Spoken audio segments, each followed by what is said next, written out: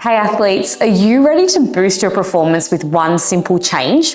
Well, in this video, I'm going to discuss all things meal timings, which I think is a crucial part of any athlete's journey through optimizing their sports nutrition. Please don't forget to subscribe and hit the notification bell so you never miss a nutrition tip that will help level up your performance.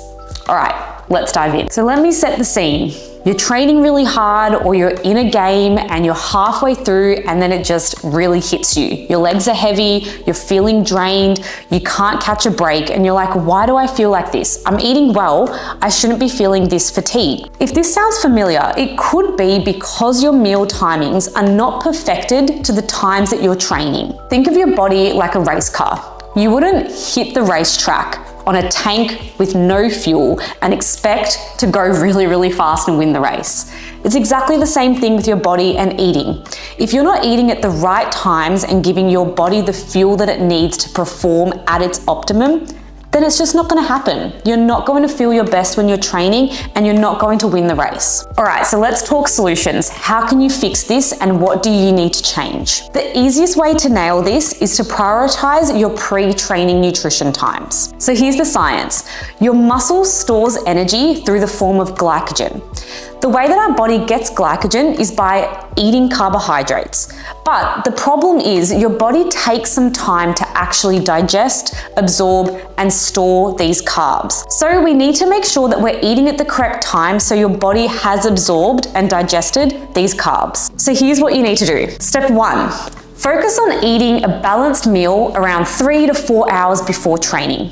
Balanced simply means that you can have carbohydrates, protein, and fats in this meal. If it's in the morning, have some oats with a little bit of protein powder, some peanut butter, and mixed berries. If it's later on in the day, you can have something like chicken that's cooked with olive oil, rice, and veggies. Having a balanced meal 3 to 4 hours before training allows your body enough time to digest these nutrients and utilize the energy when you require it. Number 2, for a little bit of an extra boost, think about having a snack or even two about 15 to 60 minutes before you start training.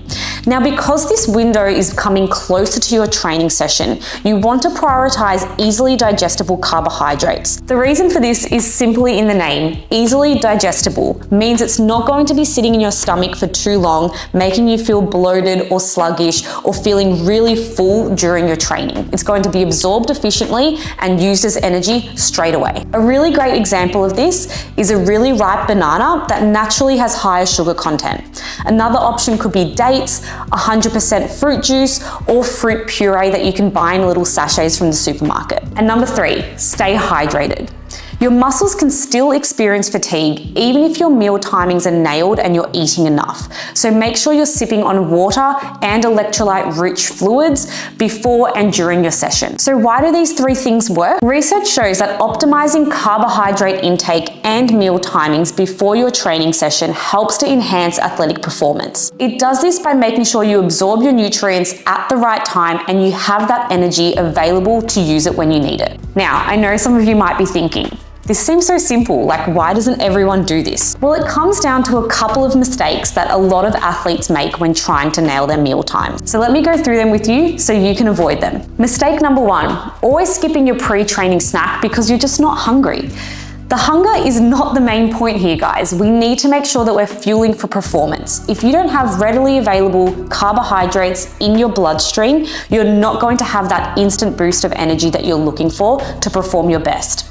So put your hunger aside and make sure you're prioritizing that pre-training snack at least 15 up to 60 minutes before you start your session. Like I said before, if you're eating anything within the hour of your training session, stick to those easily digestible carbs. Avoid foods that are higher in fiber, high in fat, and high in protein.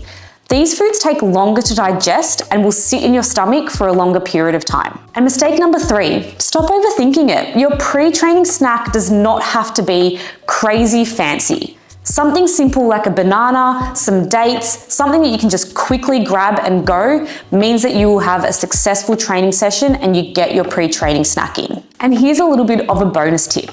With my athletes, I always get them to trial different pre-training snacks. This makes sure that we have a wide variety of snacks to choose from on competition days. The reason for this is on comp days, your appetite changes and you might not be feeling like particular snacks. So if you have a wide variety of snacks that you know work for you and optimize your energy levels during training, you then have lots of options to choose on comp day so you don't feel fatigued when it matters the most. And there you have it.